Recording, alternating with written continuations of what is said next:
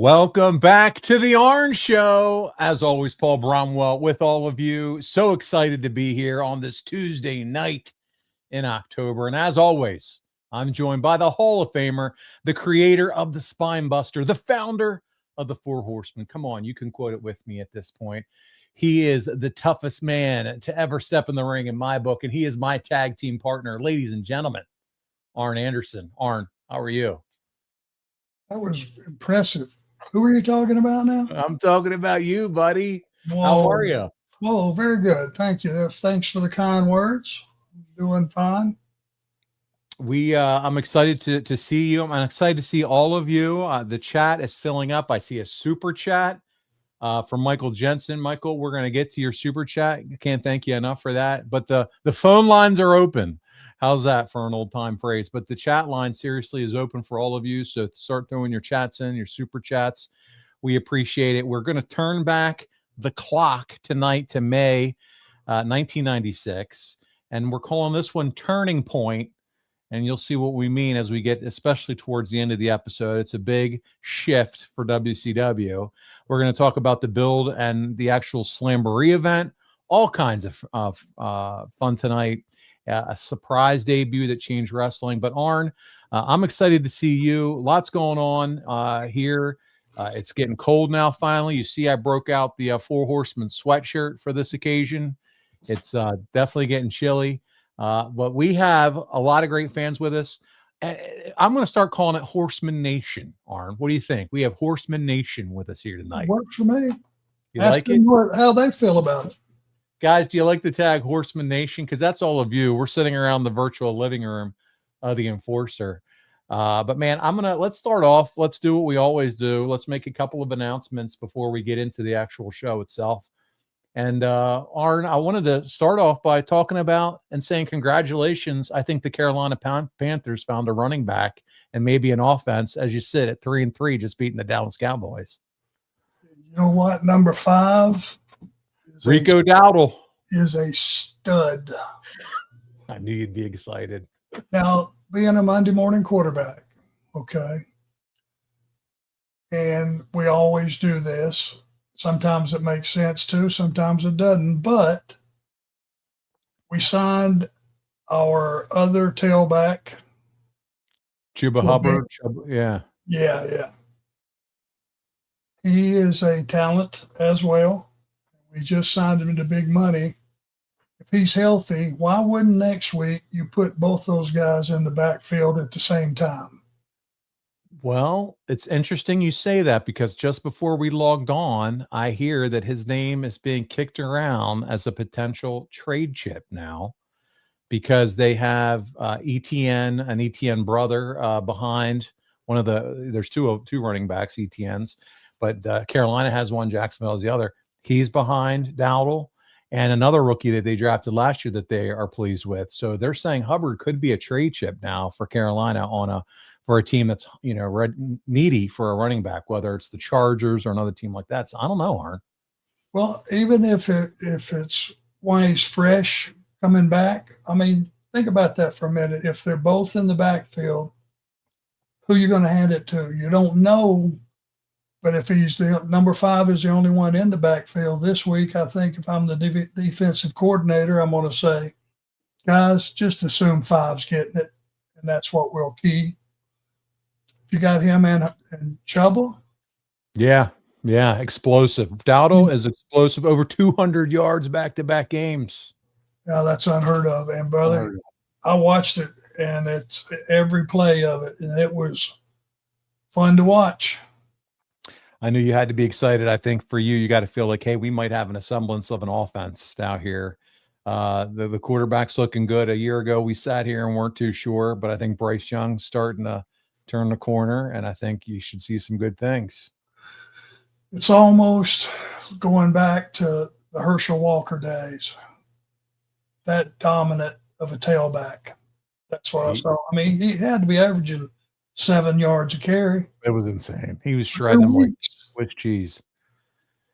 Awesome. So I wanted to kick off the show with that, get you excited. I know that would get you going, the blood flowing. I know you've been excited, and it's been hard to watch a lot of Carolina Panther football, but something to be excited about there. Let's talk a little wrestling, and let's talk about some appearances. We talked about this one just a few minutes ago for Brock, so I wanted to mention it because, again, it's in the Carolinas. It's locked and loaded. It's DCW, Dominant Championship Wrestling, Saturday, November 8th.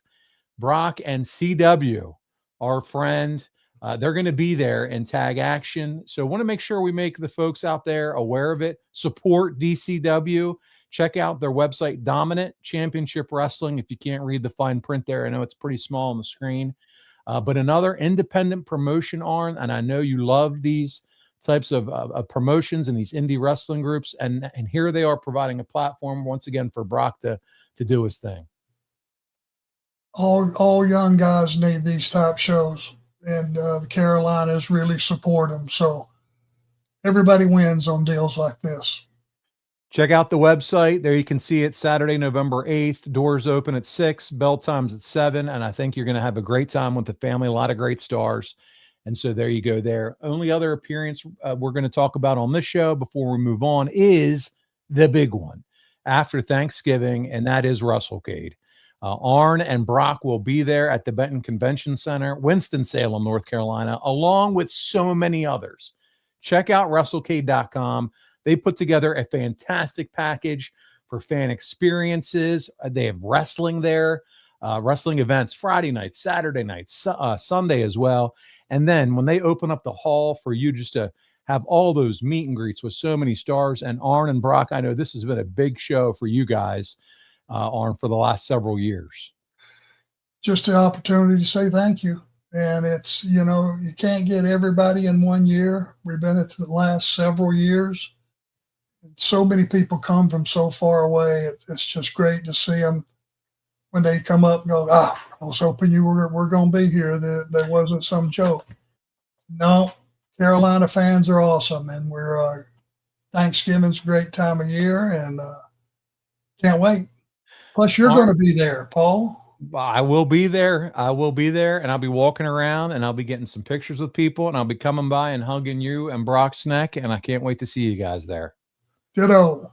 Yeah, it's going to be great. Hey, I wanted to mention, speaking of signings, I'm a loser. We already know that, but I really am a big loser because I forgot to bring my figure. It arrived from collectmajor.com. Your figure, Big Rubber Guy, arrived last week in the mail. For those of you that did the pre-order, Arn, your figure looks awesome. I have it downstairs with all my other wrestling collection. I have a feeling you're going to be signing a few of those bad boys. Yeah, they sent me some too, thanks to Woo Woo and Company. Mm-hmm. Really good work. Yep. Really good work. Excellent crafting. With the TV title, I mean, come on. Yeah. The red TV titles included. And but man, they got shipped out. Great communication. Website let you know when the pre-order was going to come out. They're out. I picked up you and your buddy Tully Blanchard as well, and really excited for those figures to arrive. But if you guys have those, it's a great opportunity to another item that you want to have Arn autograph. I told Arn, hey, this looks like another opportunity for fans to bring something to you to get signed, and I think it's awesome. Yeah, buddy. Thank you for that. Yeah. Hey, while we're promoting and shilling, and this is what we do. This is the Arn Show, and we're kind of going to roll with it as we want to, and make sure we still get all your questions. Is not how we do. Let's talk about the comic, because they're starting to really go like hotcakes. I think when I first put it on the site, Arn, like 70 or 80, we've sold over 30 some copies already. I've been really impressed with the movement of these hardcovers. But I wouldn't wait around and say, oh, maybe when there's 20 left or 10. Don't bet on that. We're starting to get into the holiday season, and I know a few people have already reached out to me, Arn, and said that's on my list for the holidays to make sure I grab a copy. I wouldn't wait around too much longer. If you're thinking about a hardcover, maybe for your brother, your, whoever the case may be, son, daughter, whatever the case may be, grab one of these. You get the picture with Arn signing it, as well as this cover here autographed. And when the hardcovers are gone, they are gone. And it's beautiful. I actually saw some feedback under the Instagram post on your social media, Arn. And one of the folks that bought it said it is well worth the money. And so really appreciate it. I believe it was Rob Hissam, and he's a big time supporter, usually always here on our shows. But I can't say enough about this fantastic. Really, not only is it your story, but this is a collectible with a hardcover. Yep. And don't assume that people are going to wait till the last minute. That's right. Yeah. Get in while you can, guys. And then I want to tell you, make sure you check out the shop. Arn, did you get the jacket that I just had sent to you? I did, and very happy with it. Yes. Nice new Columbia jacket added since the last time we recorded with the Horsemen logo, and I shipped it. The first person to get it was Arn Anderson, and not as heavy as the Horseman coat for colder weather, but just light enough. And I hope that you really enjoyed it, and it fits nice. And we're just trying to really provide as many options for you guys out there when it comes to the merch. So make sure you're always taking a look at that Four Horsemen shop for that awesome Horsemen and Arn Anderson merchandise. A lot of great selection out there. So there you go. And the only place you can get that is on our website. It's not That's right. Available anywhere. If it is, it's imitation crap. It's not the officially licensed. Yes, that's there you correct. go. That's correct. One more sports note, and then we're going to go to some super chat questions and then kick into the show. Arn, we got to talk college football. Georgia Bulldogs, they're going to be taking on Ole Miss this coming weekend. I mean, come on. They had a road win against a gritty Auburn team. That was a tough game. But Ole Miss is undefeated, and I think they're, number 5 in the AP poll in the country. So this is a big game here in Athens. You ready? Huge. I got to tell you, I'll try to call it like it is. Georgia has got to start playing that opening drive a lot tougher, because whatever the terminology is, wait till the second half to get the ball, and they start out on defense, they get blown out every single week. I don't know anybody that hasn't drove the length of the field on them. They got to break that stigma. It's fun to watch. College football has been something to watch around these parts. All I'm hearing about is the demise of Penn State, as you can imagine. You saw they fired their coach and lost. Somebody will pick him up. I'm pretty sure. Don't you think? We'll see. I don't know, man. He couldn't get it done every time they faced a top 25 team. His record was terrible. So we'll see how. Sounds like you're glad he's gone. Yeah, I'm not upset about it. I'll tell you that right now. And Allard hurt his ankle. He's done for the year. So it's just a mess. We'll see what happens. Get hot. Well, at least I have the Steelers, and they seem to be playing well right now. I'm not getting arrogant, cocky. I'm just happy we're winning some football games. Well, so, Rodgers, proved that just a change of scenery sometimes is all you need. Change of scenery, good attitude, not causing issue. I mean, everything seems to be going in the right way. But again, early in the season, I've seen this early success before. Give me some late season success. That's what I'm here for. Been around the block way too much. Let's jump into the super chat. We got Michael Jensen, $20. Arn, Michael Jensen. Thank you, Michael. Thank you, Michael. A great supporter of this show, and we appreciate it so much. Happy to make this one live. I just wanted to get good vibes and prayers out to Raven with his recent health update. For those that don't know, by the way, he has just let everyone know he has early onset Parkinson's disease. So very sorry to hear that. He's about to release a documentary. But does Arn have any memories of him from back in the day? Thanks for everything, as always, to both of you. Michael, you're a great guy. Arn, talk a little bit about Raven. Well, he had that group of guys, the Flock. With Lodi and Sick Boy and Lanny. Can't remember how many guys were actually in that group, but it gave a lot of guys opportunities to reinvent themselves. And Raven was the guy that came across as, I don't know if it was brainwashing or whatever the deal was, but he had mind control over that. He was the David Koresh of the group. That's it. David Koresh, very good. And people would go along with whatever his wishes were, and that made for a dangerous crew. Yeah, it was like, remember Jim Jones back in the late 70s? Cult. Yeah, cult guy. So, but yeah, so sad to hear about Parkinson's, huh? And You've heard about so many, Arn, like Raven and others, just as getting older and dealing with things like this. Well, the guys from my era, there's, and younger now, apparently. Raven's got to be much younger than I am, but just like it's every week or every few days, you just look on social media and we've lost another one, or bad health, all kind of guys and girls in bad health from reciprocating from years ago, decades ago. It's just, I just hope it will be another reminder to wrestling fans just how dangerous our business is and how hard these guys and girls work to try to please them and the effects later on in life that they have. Now, granted, we have all chosen this path and it's our own fault that these things happen, but the danger is very, very real. You put a lot of hard work, a lot of training in order to avoid, certain injury. But like you said, in this impact business, it's going to happen, unfortunately, most of the time, that where either a major injury happens or the repetition of bumps and things like that eventually catch up with you. It's true. It's rough business. Mm. Dean Malenko is another friend of mine, very good friend of mine, that's battling Parkinson's as well. And I know through my contacts with him, who I do stay in touch with, it's you got to be brave to fight through it. He is, and I'm sure Raven will be.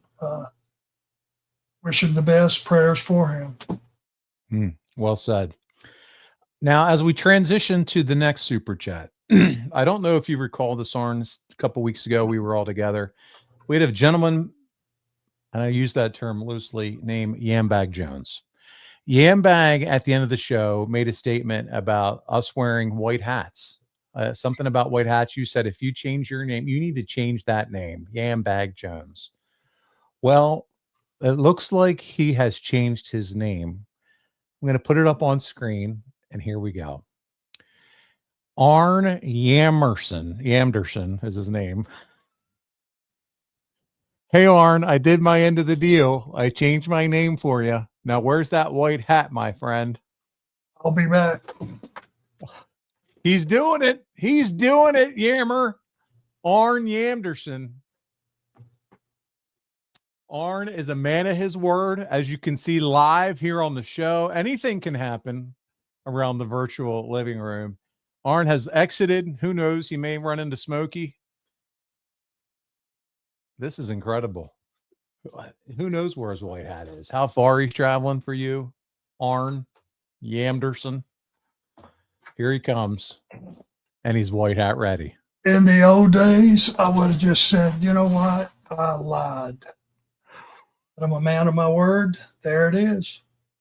White hat and good work. Look at that tailoring. Not too bad.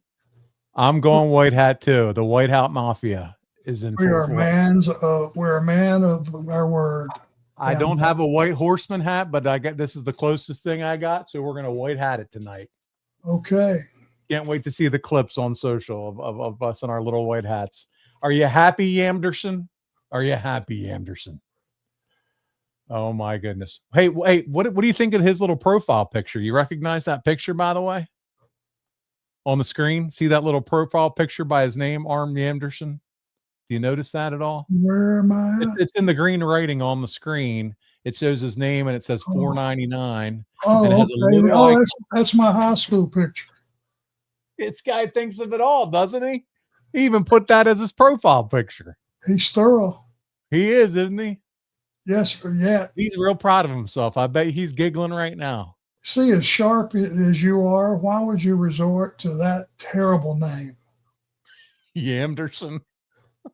Oh man, he's a character. Love him. Known him for several years, and he's a good time. Thanks for being part of the family, Budrow. Yeah. Good stuff as always. DNX is one, just showing us some support. $1.99. Thanks for the contribution, and so glad to have you here with us tonight. Man, what a time we're already having, and everyone's here. They're in the chat. We're gonna get started on everything, but from Daisy Mama to Darth Payne, He's excited. He's talking about Scott Hall. Was Scott Hall ever considered to be a Horseman?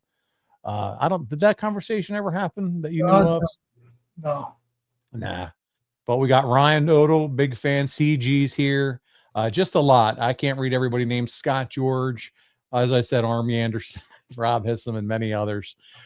If you want to get into it tonight, we may have to go super chat for this one because we got some material to cover as I started. So let's get into it. And we wrapped up Arn last month with the feeling that maybe WCW jumped the gun a little bit with the Giants title win. I think if you remember, we were talking a little bit about that. We agreed it might have been a better long-term to build him up after the NWO formed. And we were talking about imagine that massive giant versus and having that build versus NWO Hogan showdown down the line. But in April 1996, buddy, things are moving fast. And that's where we're going to pick it up from here tonight. So let's jump in. Hogan. I want to talk a little bit about Hogan because he wrestles his last match before disappearing for months. We also mentioned that the last time we were going through your career in April. And that match, as we said too, was against you and Kevin Sullivan, Shorty. And we wouldn't see him again, and we'll cover it here in a few months until Bash at the Beach. So he's gone. Giant defeats Ric Flair for the title, not on pay-per-view, but on a Nitro. And that's my first question for you, Arn, because this seems to be one of the major, or many, should I say, shifts of the Nitro era and really the Raw era back then, was these big title changes and things like that were now happening on weekly TV shows versus pay-per-view. Do you have an opinion on kind of that transition as, hey, we're doing world title shifts now on live TV, realizing ratings battle and things like that versus waiting for pay-per-views now? I think we lost a lot of revenue. Matches that fans would have very happily, if you built them properly, would have paid to see. And when you start giving it away week to week, I mean, I'm sure the goal was just to take over the ratings, just blow the other guy out of the water, and I get that. It's part of the competition of what was going on. But God almighty, you know, that platform of every 4 months, 3 or 4 months for a pay-per-view and build it for that entire time, wasn't broke. I don't believe I'd have tried to fix it. Yeah, it's that one-upsmanship, and it's very different if you think about it too, because you lived through the Saturday night era, which was a studio show. Now you have Nitro with the big, massive crowds, and it seems like a completely different adjustment going from your old Saturday night setup, a studio show, to now live TV, Monday night, big arenas, anything can happen. It was a major shift for you guys as a company. And you could have very easily set aside several matches that you weren't going to give away on Monday night and let the audience know you're not going to give it to them for free. You'll have to see this one 4 weeks from now, 6 weeks from now, 2 months from now.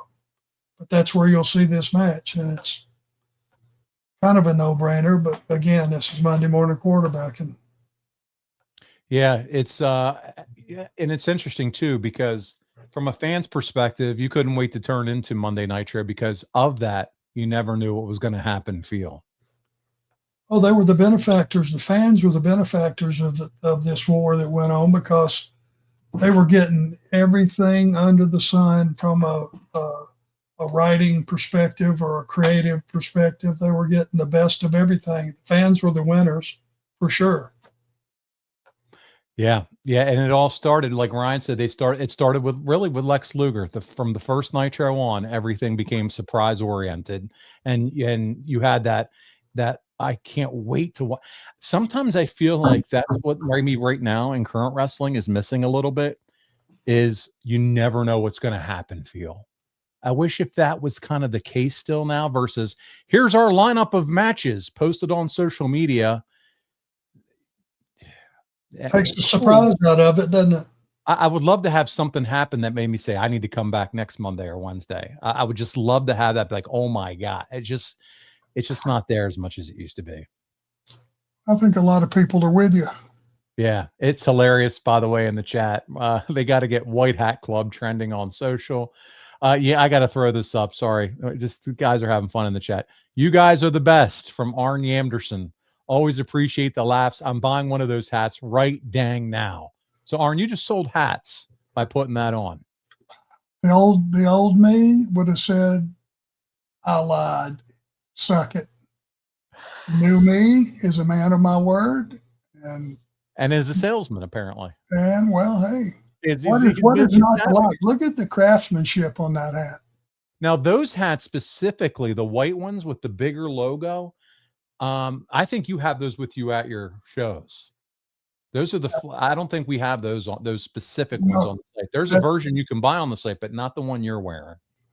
Yep, that's true. And it's, we've actually got a couple of guys making hats for us. Locally, one guy that provides the hats that we have at the arena that are the popular brand that have like a leather thing on top. Yeah, the leather badge. Yeah. That's for Miss Amy has. Yes, that's for a company right up north of here in Concord. Yep.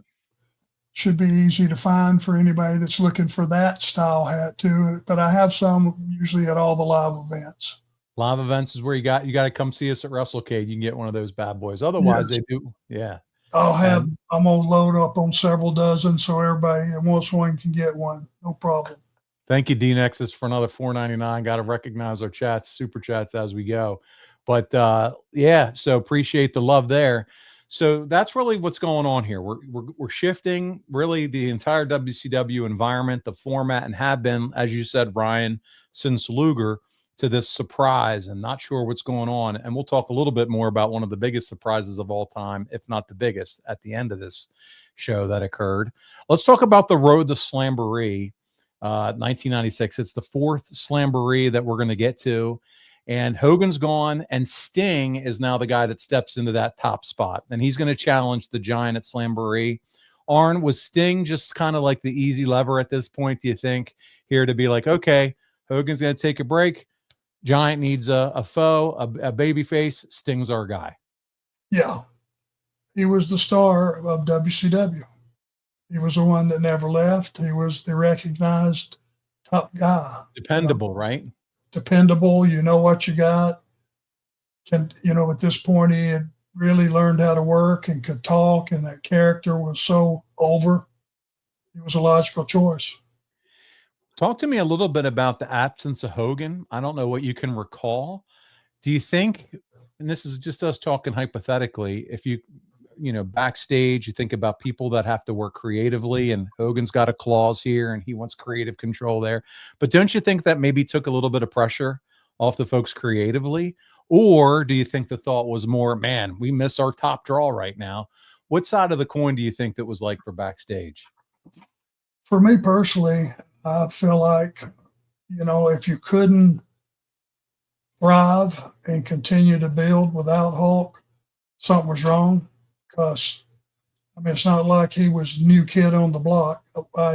We had seen many Hulk Hogans. We had just never seen Hollywood Hogan. And him taking a little time off just gave the other baby faces, whether it be Sting or whoever, a chance to step up and say, okay, let's don't panic here. I got this thing. Yeah, as you said, Mr. Dependable, and could always count on him. And while that's going on, you also have Sting, who's going through his own transition. He's got longer hair, dark tights, no more bleach blonde flat top. Although I've watched this era Sting, I'm like, man, he didn't need a flat top. If he just dyed his hair that bleach blonde, he still would have looked kind of cool, Surfer Sting-ish. But such is how the character changed. What did you think about the evolution of Sting from the surfer flat top to this dark hair kind of brush back? It's still Sting with the paint. He's not anywhere near the Crow Sting yet. Do you like this as far as evolution? Was it the right move? Is it good for him to freshen up the character? I want to know more. What's your opinion of like talent as they try to reinvent themselves? Well, I'm partial to the surfer Sting because there was nobody like that. And any tendency you had to go to a darker something was almost like whether it was true or not, you were saying, okay, that character's changing his costuming up. There must be a change in his opinion and his thought process, and him, the characters got to be coming. And that was never going to be the case. Was never a question that it was going to happen. It just, I mean, that's another one of those things that was a broke. Right. I mean, he looked great. He looked great when he was tanned and had on all those bright colors and the jacket and all that stuff. You know, if he was not wrestling and doing an interview, he had that like turquoise leather suit, pants. You know, the bleach hair helped him pop too on screen. He looked great. I was a big fan of that character. You know who else it pops for? Modern days, Cody Rhodes, right? He decided to go to all bleach. Absolutely. And it has differentiated him as just not another run-of-the-mill guy. Some guys can pull that off and some can't. That's two guys that could. For sure. And it helps that they both had a nice full head of hair too. Oh, you had to go there, did you? Well, I'm speaking for myself. No shots at anybody else. I wouldn't know what that's like. That's why we were. Now, see, you and I could be. No, you got more hair than I do, buddy. We could be sitting side by side, and everyone 100% will go, "Hey, who's the bald guy sitting with Paul?" No way in heck. I am freshly shaved today for work. I feel like a baby's bottom right now. You got a good head. Oh, wow. Well, thank you. I'll take that compliment any day. Hard boiled, but still a good head. Egghead. Listen, we'll get you some glasses sent down to North Carolina. But thank you for the compliment. Let's talk a little bit more. And after this, before we get into the card of Slamboree, we'll come over and look and see if we have some super chats. Let's talk a little bit about the Sting-Luger relationship, because during this period of time, Arn, it feels like they're always in this like period of gray. What do I mean by that? Luger, you know, the storyline here, he misses a flight, shows up late, Sting's frustrated, still makes the save in a match. It's like, is he going to turn on him? Won't he? They're a tag team now. It just feels like nobody's sure about their relationship. Are they broke up? Are they buddies? And it was a lot of this over these few months between these two before NWO would come in, and then they would, you know, kind of gel and be the force against them. But it was just really weird. Would you have eventually just turned Luger on Sting and run with it, or just keep this in this gray area thinking it was better for TV? Does that make a better TV dynamic? Keep us guessing the plot. Well, I think then if you would have switched Luger heel on him now, you got to have different roles.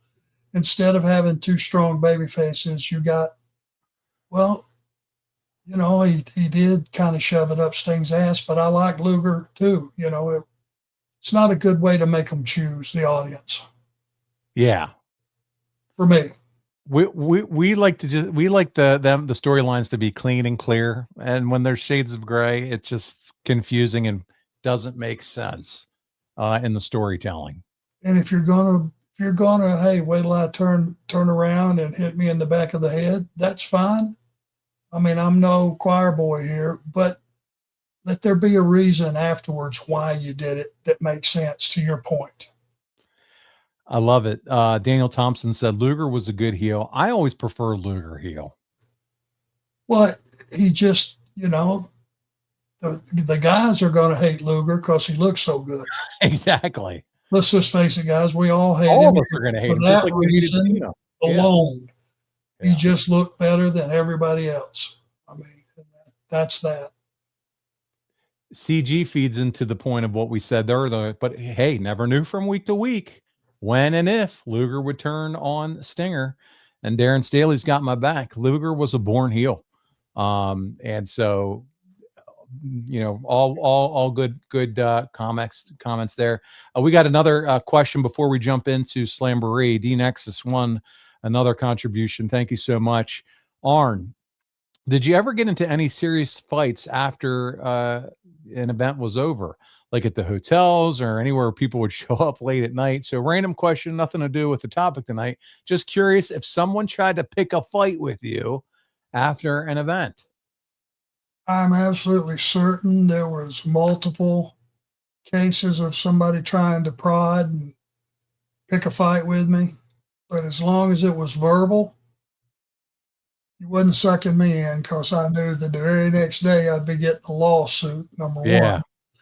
Number two, there's some pretty tough guys out there. Yeah. Wouldn't look very good for the enforcer to get his ass kicked, which could have been a possibility. So normally I would just take it with a grain of salt. And by the time I looked around and found a bouncer or two, the guy had figured out that he wasn't going to get me to bite. And the answer is no. We did have a rot in the Dusty match, which we've discussed several times on this program. We had a bunch of probably 100 fans trying to kill us in the Omni when we broke Dusty's leg. So if that counts, that counts. Two things. First of all, so glad you said that. Guess what they just uploaded to the WCW channel? Well, I won't make you guess because we'll be here all 1986 Jim Crockett Memorial Cup, 4 hours, is now on the WCW YouTube channel for all you Crockett lovers. Arn, you and Tully are on there, wrestling, and it was fun. I just skipped through to see some of the tag teams, and it's all the classics.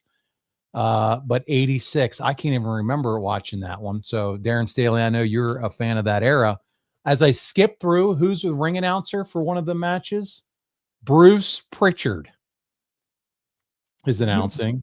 He's announcing Giant Baba and Tiger Mask, and they are wrestling. Man, I can't remember, but also Black Bart was wrestling, and you and Tully were there, and JJ was your 1986, guys. 4 hours. I've never seen it before. Jim Crockett Memorial Cup on the WCW YouTube channel. Go check it out. Love it. That was number one. Number two, to your point about not starting a fist fight with somebody, we're in different days today. First of all, you never know what somebody has on them. Number two, you never know who's MMA trained, amateur wrestling trained. I don't care how big a guy is nowadays. It's a totally different world. Even back in those days, why would you think at all about getting involved in anything like that? You were smart. I wasn't. I never did consider it. It was never a situation where I went, okay, here, let me take my watch off. Let me take my glasses off. Never got to that. Yeah. There would be some verbal stuff in those days. We had our fans, and we also had fans that loved Ricky and Robert, loved Dusty, loved all the baby faces. Certainly wasn't going to get in a pissing match with those guys. Makes total sense, buddy. Let's get into Slamboree 1996. The pay-per-view is in Baton Rouge at the Riverside Centroplex. Attendance just under 8,000. And Arn, this show had everything. Tag team is drawn by random lottery, otherwise known as the Lethal Lottery. There's chaos. There's great wrestling. There's total confusion. And I want to start with none other than the Road Warriors, because they end up here being with WCW for about 6 months. Arn, this is their last appearance for the next 5 years. They're done after this event. Any idea or remember anything about they're here for 6 months and now gone for about another 5 years after this? Do you remember this at all? What were those dates?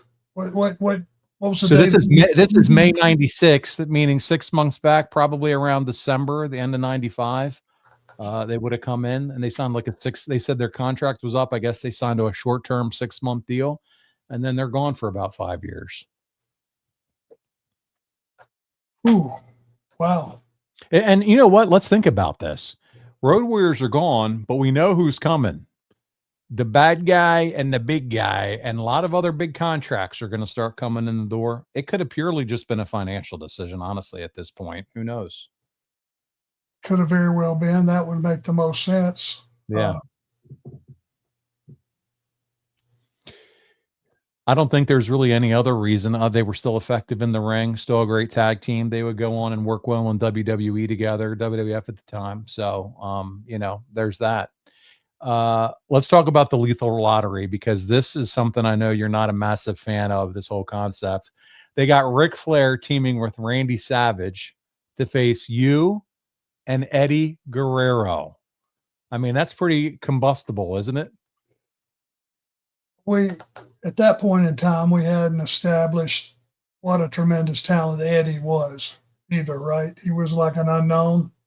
He was coming up, that people were starting to know that he was the real deal, but yeah, Or- not to the level that he would eventually get to in WWE. Yeah. Because that would have been just, again, Monday morning quarterback. And that would have been a point that we could have really featured him in a lot more of the match and let that be the story of that match. Because Rick and I were still partners. We were still best friends and all that. I don't think the fans would have looked at Rick and I as probably going to go at it. You were going to have something involving Randy and Eddie, and maybe that would have been a perfect time to come out of it with a different ending to the story. Maybe Eddie was the one that shined. And instead, it just ended up being more chaos and more storyline for Flair and Savage, because that's exactly, what happened. Things go sideways fast in the match. You DDT Eddie, Flair pins him, and then you and Flair absolutely destroy Savage. After the bell, Liz slaps him. You hit a DDT on the floor, which looks vicious on TV. If you guys haven't seen it, go back and watch it. How much trust and coordination goes into something like that? You just throw him under the arm and here we go. I mean, Savage is all Mr. Intensity.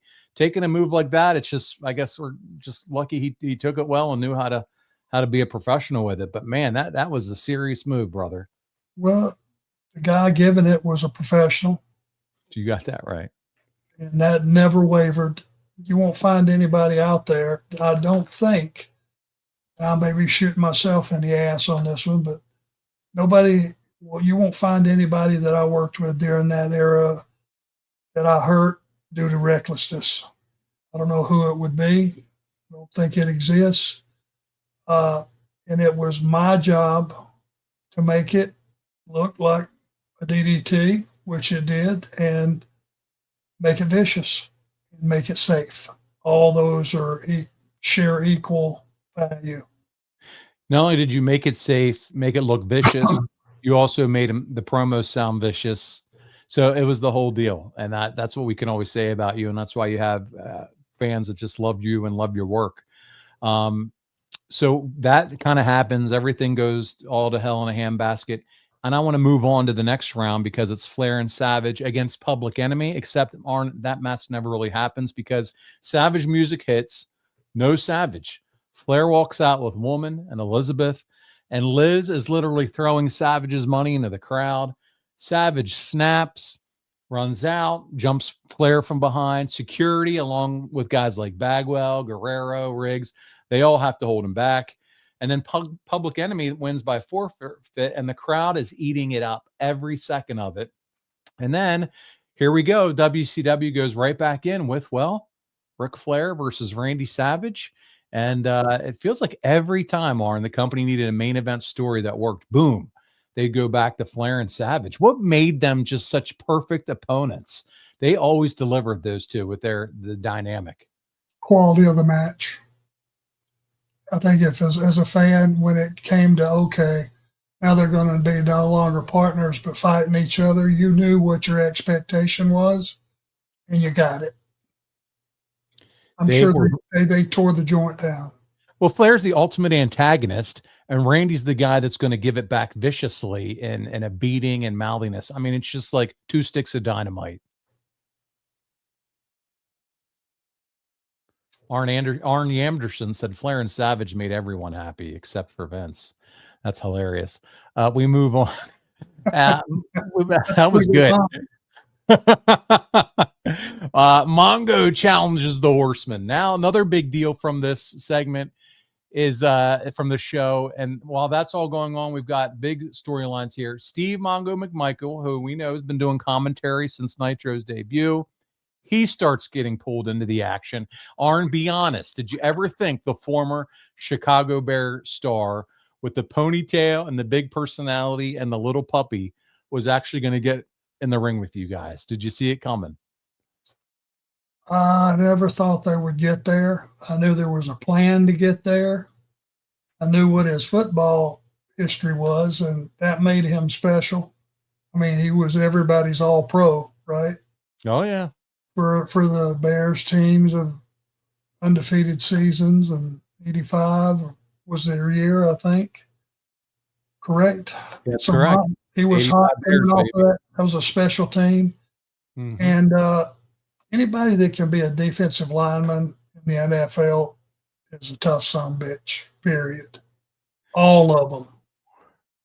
Well, that tough son of a bitch is about to start wrestling, and he's getting in Flair's face. And Flair, being Flair, starts flirting with Mongo's wife, Deborah. And on this May 6th Nitro, Flair even sends her champagne, and she dumps it right out on the floor. And you could see where this is headed. I'm guessing you guys didn't have to twist Rick's arm too hard to get him to play that role, huh? Oh, it's not a role. That's him. That's him in real life, baby. He is a Svengali to this day. Oh man, well, he's got it rolling here. And then a little later, Mean Gene is in the aisle with Flair, you, woman, and Liz. What a foursome. Flair starts bragging that Savage has been arrested. And then he turns his attention to Mongo, even saying Deborah has a crush on him. Was there ever a moment backstage, Arn, where you wondered if Mongo might decide, hey, I'm just going to shoot on Flair for real after all this crap? That Mongo was? Yeah, that he was just like, hey, you know what, Rick, you're just going a little too far here. I'm gonna smack the shit out of you. Never entered my mind because I saw how much she was enjoying it. Yeah. She loved being on TV. She loved being a character in the wrestling business. And why wouldn't you? She was put in the premier spot for a lady in the company. Being in an angle with Flair, right? It's a no-brainer. Yeah, that's big. That's high profile, to your point.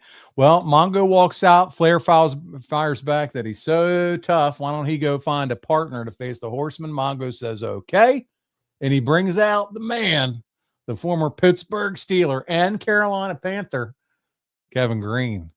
At that point, he's with the Panthers, and Flair backpedals, I've been a retired player. And the stage is set for a wild tag team match at the next pay-per-view. And between Mongo and Green, which one of those two, Arn, I want you to be honest, which one of those two hit harder in the ring once the whole deal started? Both. Okay, equal. There was a spot in the match for anybody that goes back and watches it where I cover Mongo with something.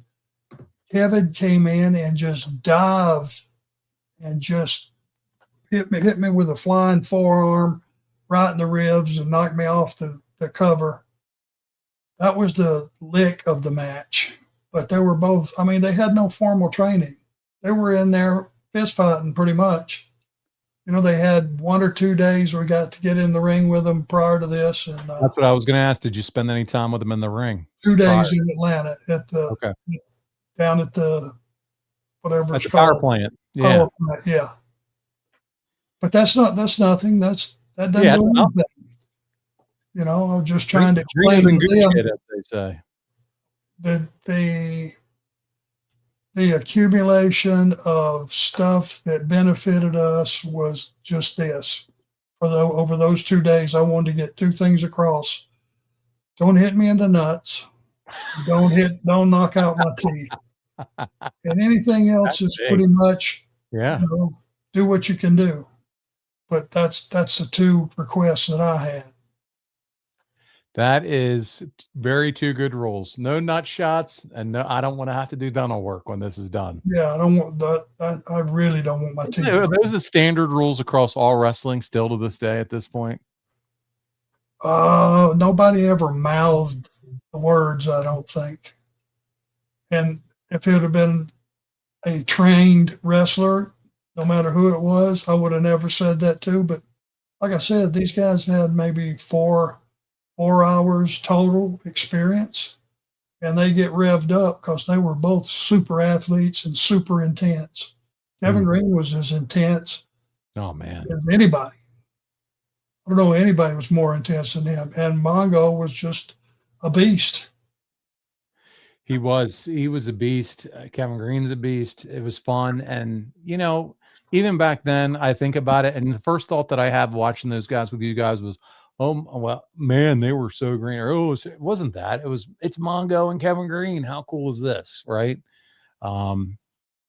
That's the entertainment part of it. And seeing 2 football players, well-known, established, wrestle with Arn Anderson and Ric Flair is just cool. It's cool to see. So I enjoyed it. It's one you didn't think you'd ever see. No, that's right. And that's what made it the fear of the unknown. A lot of folks in the chat just saying hard to believe that they're both no longer with us, Arn. Yeah. Yeah. No joke. It's just, man, another bad disease that just destroys you. Yep. No worries at all. And it's sad, but it's, as you said earlier, when you were talking about Raven, just so many guys that you think about in your career and where they are now, injuries, but deaths and things like that. It's hard. And it's hard as you go through life just to hear about these things, see these things. You don't want to see suffering. So it's definitely a shame, but man, what fun was it to watch him back in these days here and reminisce. And that's what I'm so thankful that we still get to share their stories. Yeah, because you just never know. Yeah, that's true. Let's talk a little bit about the lethal lottery, because I know how you feel about this. Tell us why you hated this whole concept, this random drawing, you and Flair on opposite teams. The Road Warriors were on opposite teams, just very random. And then they put them into a battle royal. And then the winner was supposed to go on and fight a championship match at the Bash. But I know you weren't a big fan of this concept. Well, I'm a guy that thinks that wrestling, it should be an episodic TV show. It should go from week to week. There should be just a little bit of a hint of the story that you get, and you go off the air wanting more, not less. And it seems like to me, for that night, which is a pay-per-view event, there's no way to really tell a lot of stories within the confines of that television show. Who wants to see the Road Warriors fight? Right. Because I know they're not going to really bring it. And anybody else that, Rick, I don't think anybody believed Rick and I were going to cream each other. And nor should we have. It was like, what was more important? This relationship we had over years, or tonight? Who's going to outshine who? I don't think anybody have any issues telling you the finish to that they would prefer. Leave your relationship intact. I'm with you. I agree completely. And we move on from there. It ends ultimately after the lethal lottery and the battle royal. The winner is DDP, and it wasn't without controversy, because at some point in the beginning of the match, he is eliminated and brought back in. The ref doesn't see it. And hey, we've all seen how this ends up translating on future Nitro. They end up saying, you were eliminated, and he loses his title shot at Great American Bash. They end up giving that away. I think it's Luger who ends up facing the Giant. So you do all this. You have this lethal lottery. You have this battle royal. You have DDP win. And then the whole ending doesn't matter because they toss it, and DDP doesn't get the title shot at Great American Bash. They end up giving it to Luger because of an issue with him already being thrown out, and they made it a Nitro storyline. How's that for booking? I think that verifies what I said earlier. I think you go all the way around the circle, and when it's done, whose angle is better for it? Didn't do Paige any favors, I'm sure, right? Yeah, no. So we had that, wraps that up with DDP, and then the last thing I want to touch on from this card is the Stinger versus the Giant, and it's the world title. Luger and Jimmy Hart handcuffed together. It's wild from the start, and the finish has Sting getting hit with Hart's megaphone. Another match ending here, Arn, with interference. Does it hurt the Giant at this point? Or, what are your thoughts on that? Just go back to the beginning. It would have been nice if he was still on the build. The Giant. Yeah, I'm with you. At this point, he needs to be on the build, especially we do know what's coming. And it just seems like a main event match with two headliners to get a buy rate at this point, when you look back on it from a storytelling perspective. Finally, this week, I want to get here. It's what we call Hey-Yo. That's terrible. Forgive me, but it's the arrival of Scott Hall. The moment that changed everything. It's May 27th, 1996. Arn, it's the first ever 2-hour Nitro. The Mauler is wrestling Steve Dahl, and out of nowhere through the crowd, Scott Hall walks in. You people know who I am, but you don't know why I'm here. Arn, when did you first hear that Scott Hall was coming in? When he showed up. Literally, that's when you heard. They kept a great secret. You know what? They kept it solid. They kept it kayfabe. And it was a surprise and a shock for not only the fans, but the boys. Because there was no build up to it. Nobody tipped their hand. When he showed up, it was like, wait a minute, Jesus. Because in those days, you protected stuff, and that was your hook for the whole next show. You don't think I want to hear why I just saw what I did last week? Everybody should have been talking about that. The whole show should have been dedicated. It was different, which made it great. No entrance, no fanfare, just walking straight through the people. I mean, how cool was it? Again, this is what helped make Nitro feel so different and so fresh and so good. 100%. Can't be said any better now. What do you remember at all the mood backstage? And like you said, locker room didn't even know. I mean, like, timing's everything. And what a debut. Was there a buzz backstage though after that happened again? This happens hour one. Oh yeah. You know, you had guys coming up that were friends of Scott's that you know, they had protected that big time. And it was like, it was just a great buzz because you knew now we had a foothold to things really turning around. You had a rocket that you were all going to brace and hold on to that was going to be hot. Strap yourself in, buddy. This just got real. Bigger moment for wrestling history. Scott Hall showing up on Nitro or Austin 316 making the proclamation at King of the Ring. That was a pretty stout moment, wasn't it? Mm-hmm. That was Austin's whole deal, I believe, wasn't it? Wasn't he That's where it kicked off the whole program for him. Everything that started war, big time war. If you had to pick one, what's a bigger moment? I think you got to go with Austin. Okay. I think that's so. Hard. That's a hard one.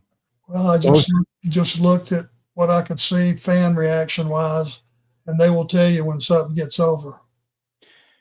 And also, you can also look at it business wise, what it meant money and how Austin was able to take the industry on his back and probably you've heard Jim Ross say most financially successful individual wrestler for his time ever at that point through those A lot of merch.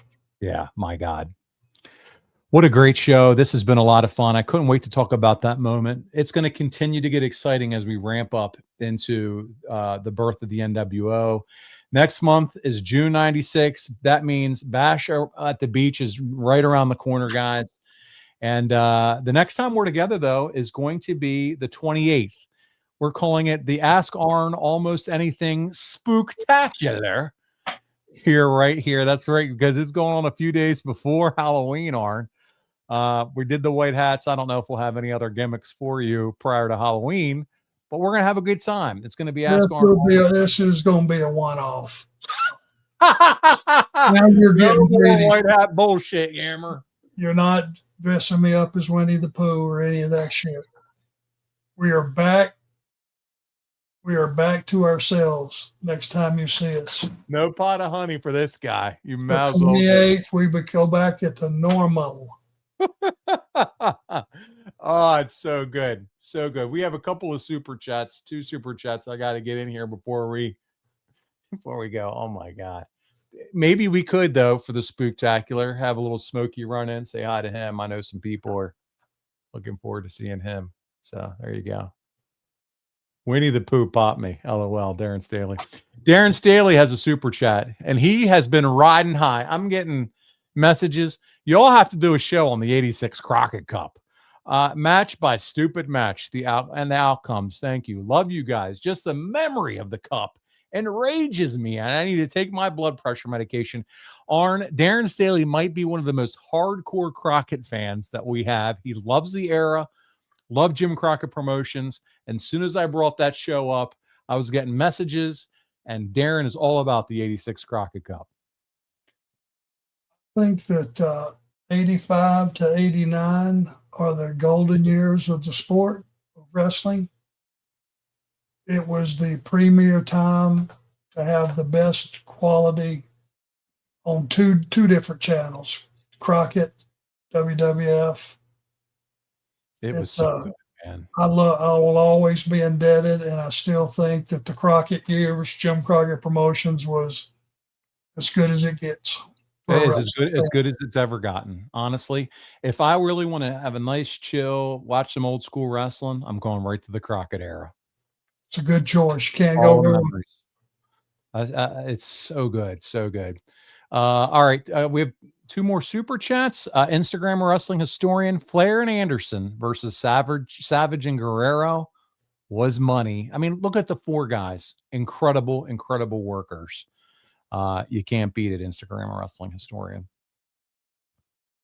And then finally, from Arn Anderson himself, he's back with that beautiful high school picture.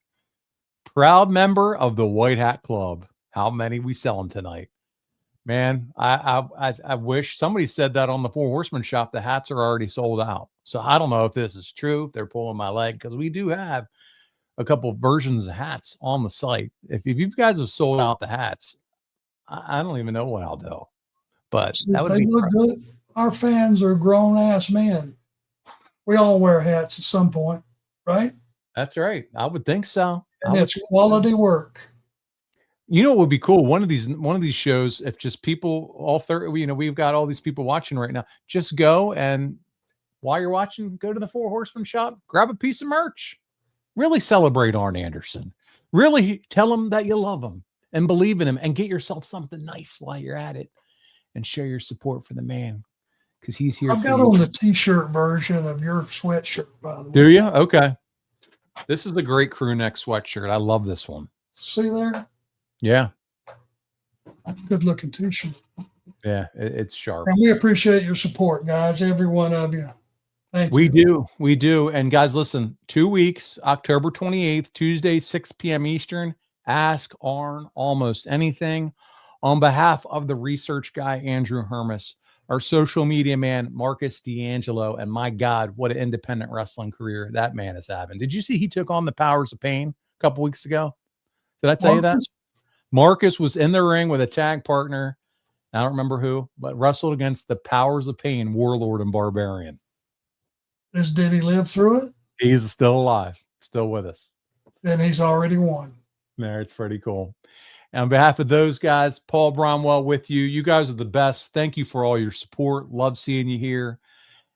He is the enforcer, AA Arn Anderson. And we'll see you in 2 weeks on Ask Arn Almost Anything right here on Arn.